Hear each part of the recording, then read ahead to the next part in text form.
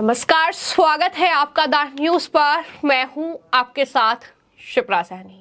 लोकसभा चुनावों की उल्टी गिनती शुरू हो गई है। अब प्रत्याशियों के नामांकन की प्रक्रिया भी शुरू हो गई है। इसी कड़ी में उत्तर प्रदेश के मुख्यमंत्री योगी आदित्यनाथ आज पश्चिमी उत्तर प्रदेश के मुजफ्फरनगर पहुंचे, जहां उन्होंने जनता को एक एक वोट की कीमत समझाई। तो वहीं पूर्व प्रधानमंत्री चौधरी चरण सिंह को भी उन्होंने याद किया और कहा कि जब से वोट सही हाथों में गया है, तब से उत्तर प्रदेश में खास तौर पर मुजफ्फरनगर, शामली, उन्होंने कैराना का भी जिक्र किया, तब से यहां पर अराजकता पूरी तरीके से खत्म हो गई है। लेकिन वहीं विपक्ष पर भी बड़ा हमला मुख्यमंत्री योगी आदित्यनाथ ने बोला और यह साफ तौर पर कहा कि 2017 से पहले 2016 में जब मैं यहां पर चुनाव प्रचार करने के लिए पहुंचा था, तो यहां पर जो अराजकता थी उसे देखकर मैं हैरान रह गया और मैंने यहां के लोगों से इस बात का जिक्र किया था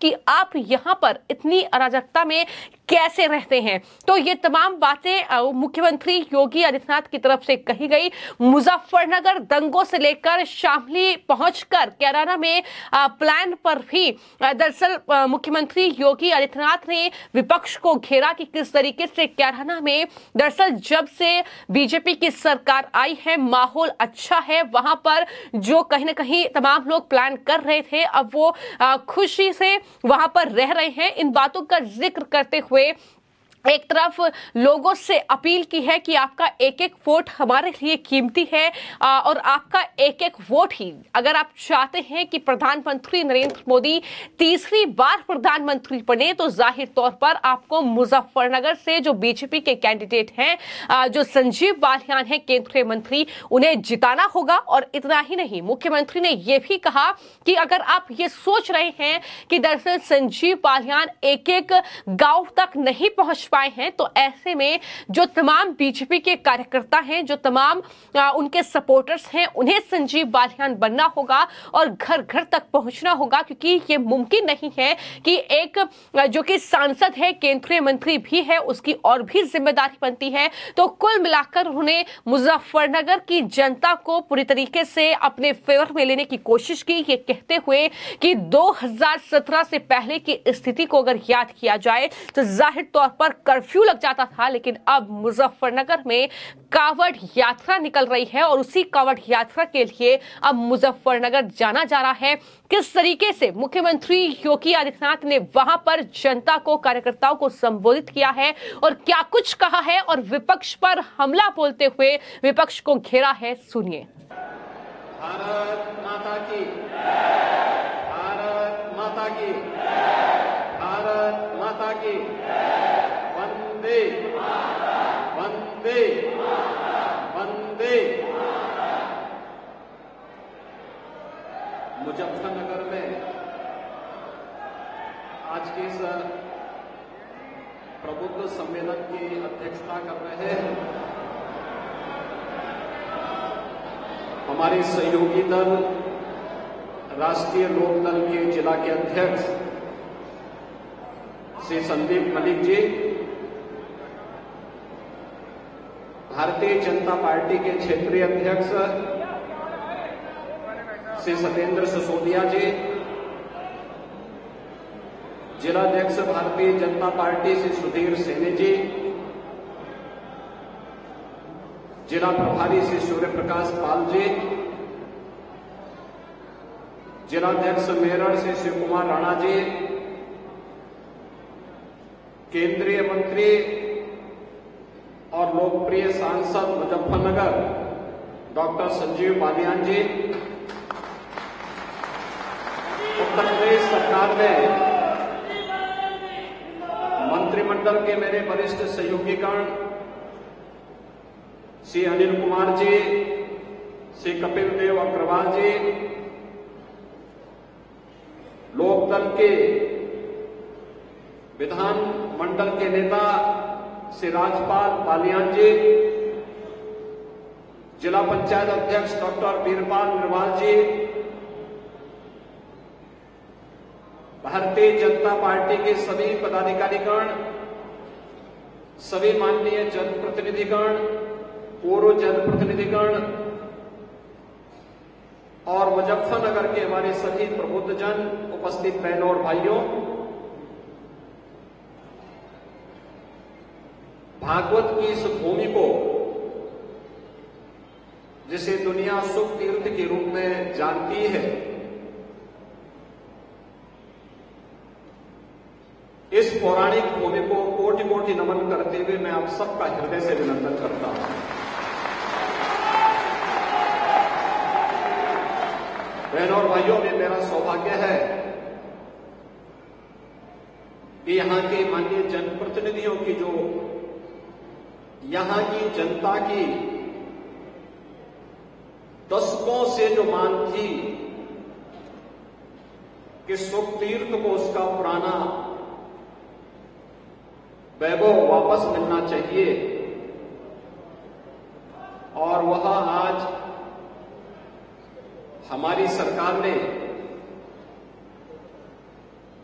जो यहां की जनभावना थी उसके अनुरूप सुख तीर्थ विकास परिषद गठित करने के साथ आगे बढ़ाने का निर्णय लिया है।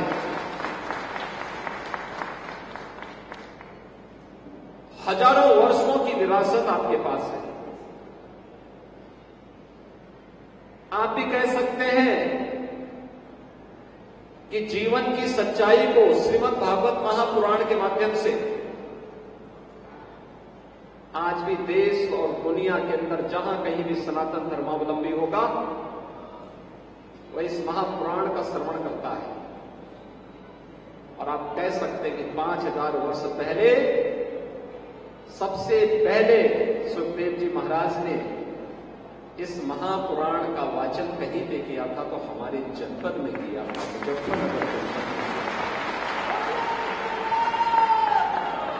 अब सोचो, दुनिया के अंदर 5000 वर्ष का इतिहास कितने लोगों के पास होगा?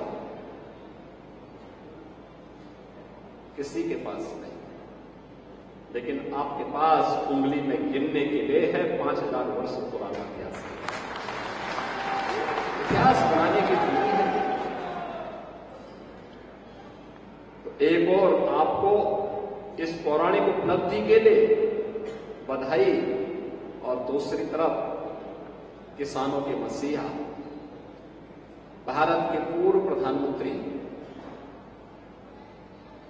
चौधरी चरण सिंह जी को भारत रत्न मिला। चौधरी साहब को सम्मान बहुत पहले मिलना चाहिए था, लेकिन किसान पिछली सरकारों के एजेंडे में नहीं था। अन्यथा ये कार्य बहुत पहले होना चाहिए था। क्या कर रहा था इंडी गठबंधन? लोग तो वही थे 2004 से 2014 तक 10 वर्ष के अपने कार्यकाल में भी चौधरी साहब को यह सम्मान दे सकते थे, लेकिन यह सम्मान प्रधानमंत्री मोदी जी ने दिया, इसलिए मोदी जी के प्रति आभार भी करते हैं। भारत के विकास का रास्ता हमारे देश के गांव और खेत और खलियान से होकर के जाता है। ये बात कहने वाला भारत माता का कोई एक सपूत था, तो चौधरी चरण सिंह, चौधरी चरण सिंह। और आज चौधरी साहब के प्रति कृतज्ञता ज्ञापित करने के लिए प्रधानमंत्री मोदी जी ने उन्हें भारत रत्न देकर के भारत की उस गौरवशाली परंपरा के साथ जोड़ने का काम किया है, जो हर भारतवासी के लिए सम्मान की बात है। तो स्वाभाविक रूप से मुजफ्फरनगर भी, हमारा पश्चिमी उत्तर प्रदेश भी और हमारा उत्तर प्रदेश भी इससे गौरवान्वित हुआ है, क्योंकि चौधरी साहब उत्तर प्रदेश के मुख्यमंत्री के रूप में भी अपने दायित्व का निर्वहन करके जनता जनार्दन को विकास की एक नई धारा के साथ जोड़ने के कार्य किए। बहनों और भाइयों, मैं आज मुजफ्फरनगर में आया हूं एक सामान्य रूप से। जनसभाएं हम लोग बाद में करने के लिए आए, लेकिन डॉक्टर संजीव बालियान जी ने नामांकन किया, तो नामांकन के बाद जब तक सिंबल वगैरह आदि आवंटित होते हैं, तो मैंने कहा तब तक मैं प्रबुद्ध जनों का आह्वान करने के लिए एक बार होकर के आता हूं, क्योंकि यहां पे जो लोग आए हैं ये अलग अलग संगठनों से जुड़े हैं। कोई बार एसोसिएशन अधिवक्ता समुदाय से जुड़ा हुआ है, कोई इंडियन मेडिकल एसोसिएशन से जुड़ा हुआ है, कोई शिक्षक समाज से जुड़ा हुआ है, कोई व्यापार मंडल से जुड़ा हुआ है, कोई चैम्बर ऑफ इंडस्ट्रीज से जुड़ा हुआ है, कोई अलग अलग तबके से जुड़े हुए लोग हैं। उन सभी लोगों का, क्योंकि वह समाज का नेतृत्व वर्ग है, उस नेतृत्व वर्ग से मैं अपील कर सकूं। यद्यपि डॉक्टर संजीव बालियान जी अपने क्षेत्र में बराबर जुड़े रहते हैं, तो उनके पास बाकी काम ही किया, दिल्ली में या तो मुजफ्फरनगर या फिर लखनऊ में यहां की समस्याओं को लेकर के उस कार्य का समाधान करने के लिए, और इसलिए वे ज्यादा समय अपने संसदीय क्षेत्र को देते हैं। ये जिम्मेदारी देने के लिए ही मैं आपके पास आया हूं कि चुनाव के दौरान प्रत्याशी से अपेक्षा नहीं होनी चाहिए कि हर घर जा पाए, हर विधानसभा में जा पाए या हर गांव में चला जाए। उनके कार्यक्रम सीमित होंगे, जो कि केंद्रीय मंत्री हैं तो अन्य क्षेत्रों में भी उनको प्रचार के लिए जाना पड़ सकता है। इसलिए हर प्रबुद्ध जन को, हर पदाधिकारी को, हर जनप्रतिनिधि को, हर कार्यकर्ता को स्वयं संजीव बालियान बनना पड़ेगा, तब मोदी जी के संकल्प की पूर्ति में हम सहायक हो पाएंगे। आप देखिए ना, एक वोट की कीमत आपकी कितनी होती है? एक वोट वह देश की तकदीर को भी और देश की तस्वीर को ही बदल सकती है। आपका एक वोट जब गलत हाथों में जाता था तो मुजफ्फरनगर में महीनों कर्फ्यू लगता था। आपका एक वोट सही हाथों में गया तो मुजफ्फरनगर अब कर्फ्यू नहीं, कांवड़ यात्रा के लिए जाना चाहता है।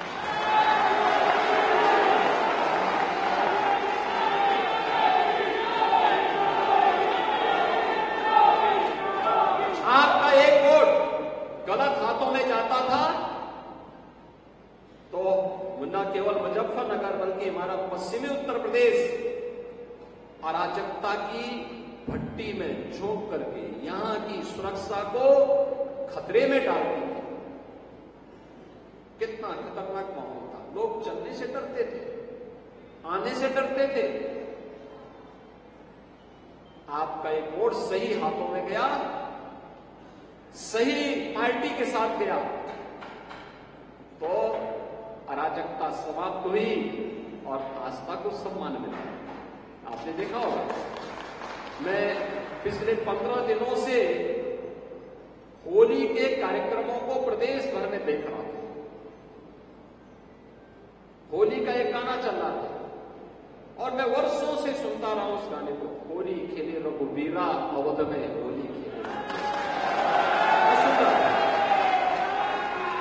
लेकिन हमें दुख होता था हर वर्ष कि होली खेलने के लिए भगवान राम का आह्वान तो हो रहा है, लेकिन अयोध्या में अपनी जन्मभूमि पर राम है। मंत्री योगी आदित्यनाथ ने यह कहा कि आपके वोट जो थे वो गलत हाथों में पहले गए और यही वजह रही कि न केवल मुजफ्फरनगर बल्कि पूरे पश्चिमी उत्तर प्रदेश को अराजकता की आग में झोंक दिया गया और पूरे क्षेत्र की सुरक्षा जो थी वो खतरे में पड़ गई। स्थिति इतनी खतरनाक थी कि लोग यहां आने से डरते थे। अब आपका वोट सही हाथों में है, सही पार्टी को गया है और अराजकता पूरी तरीके से खत्म हो रही है। ये बड़ी बात सीएम योगी आदित्यनाथ ने कही। तो वहीं राम मंदिर का भी जिक्र किया और ये साफ तौर पर कहा कि पहले हम होली पर ये गाना सुनते थे कि होली खेले रघुवीरा अवध में, लेकिन अब 500 साल के बाद अयोध्या में रामलला के विराजमान होने के बाद ये गीत साकार हुआ है। ये साफ तौर पर सीएम योगी ने कहा और वहां मौजूद जनता से ये भी पूछा कि कौन कौन अब तक अयोध्या में रामलला के दर्शन कर चुका है। जो सपने बीती सरकारों ने दिखाए आपको, लेकिन वो सपने मोदी सरकार ने साकार किए हैं, इस बात का जिक्र भी उत्तर प्रदेश के मुख्यमंत्री ने किया। लेकिन हमें दुख होता था हर वर्ष कि होली खेलने के लिए भगवान राम का आह्वान तो हो रहा है, लेकिन अयोध्या में अपनी जन्मभूमि पे राम है ही नहीं। 500 वर्षों के बाद आपके एक वोट ने आपकी आस्था को सम्मान दिला दिया। अयोध्या में राम का नाम क्यों सुना दिया?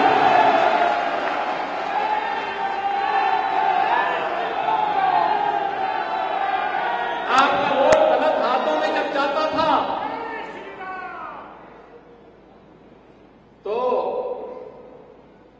वह गलत हाथ रंगदारी वसूली करता था, लेकिन एक वोट सही हाथों में गया, सही पार्टी के साथ गया, तो परिणाम क्या है?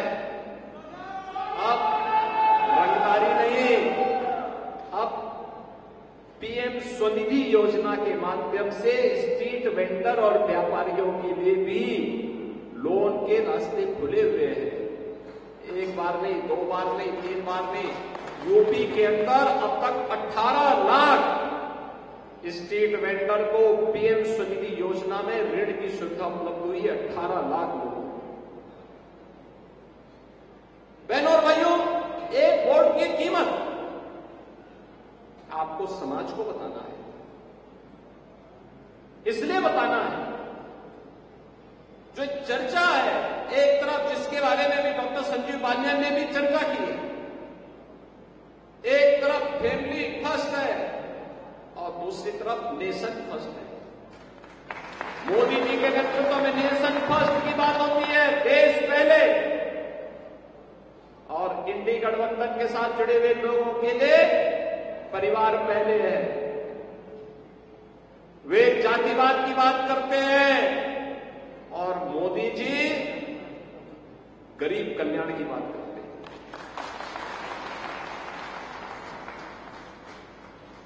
वे तुष्टीकरण की बात करते हैं, मोदी जी कहते नहीं, हमें संतुष्टि पे ध्यान देना होगा, सबका साथ, सबका विकास। यही अंतर है जो मोदी जी को अन्य नेताओं की तुलना में अलग पहचान दिलाते हैं और भारतीय जनता पार्टी एनडीए गठबंधन को एक अलग पहचान दिलाते हैं। और उसी पहचान को जन जन तक पहुंचाने के लिए आपको जाना है, जिसके लिए हम लोग आए हैं कि आपके पास मोदी जी की गारंटी है। मोदी जी की गारंटी, मोदी की गारंटी का मतलब 12 करोड़ किसानों को प्रधानमंत्री किसान सम्मान निधि। मोदी की गारंटी का मतलब 4 करोड़ गरीबों को सिर ढकने के लिए छत, पीएम आवास योजना का लाभ। 12 करोड़ गरीबों को, गरीब परिवारों को, यानी 60 लाख परिवारों को, 60 लाख लोगों को, 60 करोड़ लोगों को, 60 करोड़ लोगों को 5 लाख रुपए की स्वास्थ्य बीमा का कवर। 2.5 करोड़ परिवारों को उनके घर के अंदर उजाला। 10 करोड़ गरीबों को प्रधानमंत्री उज्ज्वला योजना में फ्री में रसोई गैस का कनेक्शन। मोदी की गारंटी का मतलब हर बेटी और हर व्यापारी को सुरक्षा। नहीं तो पश्चिमी उत्तर प्रदेश में 2017 के पहले हम आते थे। मुझे याद है कपिल देव अग्रवाल जी के सभा में ही मैं आया था 16 में, और मैं आया था उस समय चुनाव प्रचार के लिए। क्या स्थिति थी उस समय, क्या तनाव का माहौल था। मैंने कभी ये तनाव के माहौल में आप लोग रहते हैं, इस तनाव से मुक्त तो करिए। और मैं धन्यवाद दूंगा कि मुजफ्फरनगर वासियों को उन्होंने उस आह्वान के साथ जुड़ करके प्रधानमंत्री मोदी जी के नेतृत्व में विश्वास किया और उत्तर प्रदेश में भी भारतीय जनता पार्टी की सरकार होने में अपना आशीर्वाद दिया। 2014, 2017, 2019, 2022 ये लगातार आपका आशीर्वाद मिला। तो मुजफ्फरनगर लोकसभा सीट में ही, सरधना में ही प्रदेश का पहला स्पोर्ट्स यूनिवर्सिटी बन रहा है, वर्ल्ड क्लास यूनिवर्सिटी बन रही है। अब किसी बेटी पारुल चौधरी को अपनी प्रैक्टिस के लिए दुनिया के अंदर नहीं, बल्कि इसी लोकसभा सीट में उनको अपनी प्रैक्टिस करने का एक अवसर प्राप्त होगा, एक मंच प्राप्त होगा। और फिर मुजफ्फरनगर की बेटी भी अब जब किसी इंटरनेशनल प्रतिस्पर्धा में, किसी एशियाड में, किसी कॉमनवेल्थ गेम्स में, किसी ओलंपिक में गोल्ड मेडल जीतेगी तो डायरेक्ट तस्तरी में परोस करके डिप्टी एसपी का पद उनके सामने होगा। भैया ना, डिप्टी एसपी की सीधी नौकरी हमने दी ना। उस बेटी ने घोषणा कहां की थी? चीन में। उसे पूछा गया कि चीन का खिलाड़ी तो तुमसे आगे चल रहा था, तुम कैसे? उसने कहा जैसे वो आगे चल रही थी तो मैंने कहा डिप्टी एसपी का पद छूट जाएगा, तो मैंने उसके मारी अपनी पूरी ताकत और उसको पछाड़ करके भारत ने गोल्ड मेडल जीता। अब होनहार खिलाड़ियों की जगह बनेगी मुजफ्फरनगर लोकसभा से, पहले से है, लेकिन उसको और एक नया स्वरूप, नए कलेवर के साथ, पूरी भव्यता के साथ, एक इंटरनेशनल फेम की हम यूनिवर्सिटी, स्पोर्ट्स यूनिवर्सिटी यहां बनाने जा रहे हैं। आज आपने देखा होगा डेवलपमेंट के कितने कार्य हुए, और डेवलपमेंट तब सार्थक है जब सुरक्षा हो। सुरक्षा के मोर्चे पर कोई कोताही नहीं, कोई कोताही नहीं। बेटी और व्यापारी की, अन्नदाता किसान की सुरक्षा में जो सेंध लगाएगा तो फिर वह भी देख रहा होगा कि उसको भी 10 बार सोचना पड़ता है।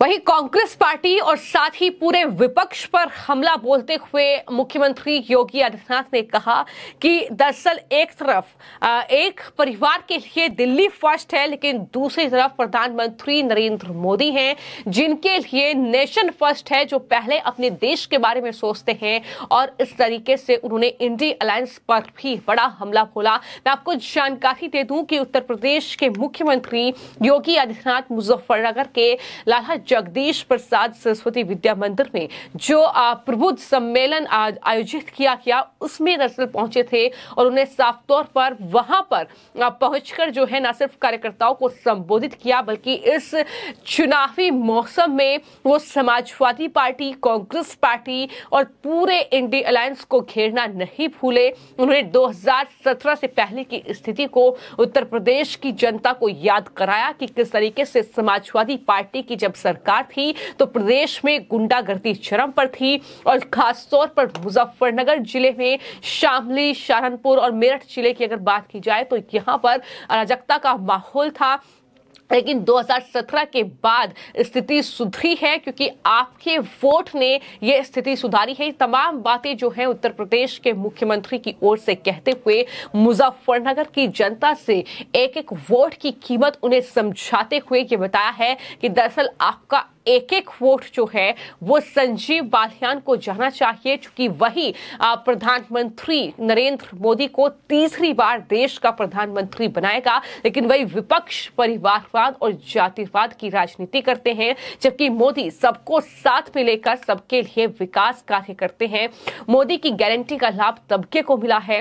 हमें तीसरी बार प्रधानमंत्री नरेंद्र मोदी को ही बनाना है। इसके लिए मुजफ्फरनगर को डॉक्टर संजीव बालियान को चुनाव जिताना होगा। ये अपील जनता से मुख्यमंत्री योगी आदित्यनाथ ने की है, लेकिन वो समाजवादी पार्टी के अखिलेश यादव और साथ ही कांग्रेस पार्टी के राहुल गांधी समेत पूरे विपक्षी गठबंधन पर ही जमकर बरसते नजर आए। फिलहाल आपकी इस पूरे मामले को लेकर क्या राय है, हमें कमेंट बॉक्स में जरूर लिखें। धन्यवाद। कि अगर मैं लगाऊंगा तो फिर इसका परिणाम क्या होगा? भाइयों, जो वर्षों से मांग थी आगे कि निजी ट्यूबवेल ऑपरेटर को भी, उस अन्नदाता किसान को भी फ्री बिजली मिले। यद्यपि प्रदेश में बहुत वोट आ रहा था, हमने कभी नहीं, अन्नदाता किसान के लिए करेंगे। और 2600 करोड़ रुपए इसी साल अपने बजट में अपने लिए किए हैं, तो इसके लिए किए हैं जिससे उस पैसे को हम सरकार से देंगे और उनको फ्री में पानी, बिजली उपलब्ध करवाएंगे। सोलर पैनल भी उपलब्ध करवाए जा रहे हैं, बेहतर कनेक्टिविटी की जा रही है, सभी प्रकार की सुविधाओं से युक्त किया जा रहा है। और इसीलिए मोदी जी के आने के बाद पूरे देश के अंदर हम एक नए भारत का दर्शन कर रहे हैं। एक नया भारत, इस नए भारत के बारे में दुनिया के मन में सम्मान का भाव जगा है। आज भारत के पासपोर्ट की कीमत दुनिया के अंदर बढ़ी है। भारत की सीमाएं सुरक्षित हुई हैं। देश के अंदर नए नए संस्थान स्थापित हो रहे हैं। भारत एक सही दिशा में आगे बढ़ चुका है। एक नया भारत जिसमें सुरक्षा भी है तो समृद्धि भी है। जिस नए भारत में आजीविका भी है तो आस्था भी है। आप सोचो, क्या अयोध्या में राम मंदिर का निर्माण ये सपा बसपा और कांग्रेस के लोग करा पाते क्या? आप में से कितने लोग अयोध्या गए दर्शन करने के लिए? पूरा मुजफ्फरनगर ही जा चुका है। आप मुझे बताइए, अब तो नई अयोध्या के दर्शन हो रहे हैं ना? अब तो अयोध्या अच्छी लग रही है ना? आप सोचो, पिछले 2 महीने के अंदर अयोध्या में 1.5 करोड़ से ज्यादा श्रद्धालुओं ने दर्शन किया है और देश के अंदर से अलग-अलग क्षेत्रों से। यानी इतनी बड़े पैमाने पे लोग आ रहे हैं और सुगमता से दर्शन हो रहे हैं। सड़कें वहां चौड़ी हो गई, भव्य राम मंदिर का निर्माण हो गया, रामलला विराजमान हो गए। ये तो सब सपना था। आपके पूर्वजों ने इस धरोहर को बचाए रखने के लिए अपने संबोधन के साथ ही राम राम जोड़ दिया था। यहां मैं देखता हूं पश्चिम में कोई किसान मिलता है, कोई परिवार आपस में मिलते हैं, संबोधन में क्या बोलते हैं? राम राम बोलते हैं, जिससे हम अपनी इस लड़ाई को अनंत काल तक आगे बढ़ा सकें। और आज रामलला स्वयं अयोध्या में विराजमान हो चुके हैं। क्या ये संभव था? क्या ये पिछली सरकारें कर पाती? क्या उन्होंने कर्फ्यू दिया, उन्होंने अराजकता दी, उन्होंने आस्था के साथ खिलवाड़ किया, उन्होंने बेटी और व्यापारी की सुरक्षा में सेंध लगवाई। लेकिन आज एक नए माहौल में हम आगे बढ़ रहे हैं। हमें मोदी जी को तीसरा कार्यकाल देना है, क्योंकि मोदी जी भारत को दुनिया की तीसरी बड़ी अर्थव्यवस्था के रूप में काम कर रहे हैं। अगले 3 वर्ष के अंदर भारत को दुनिया की तीसरी बड़ी अर्थव्यवस्था बनाना है, तो मोदी जी को तीसरा कार्यकाल देना होगा।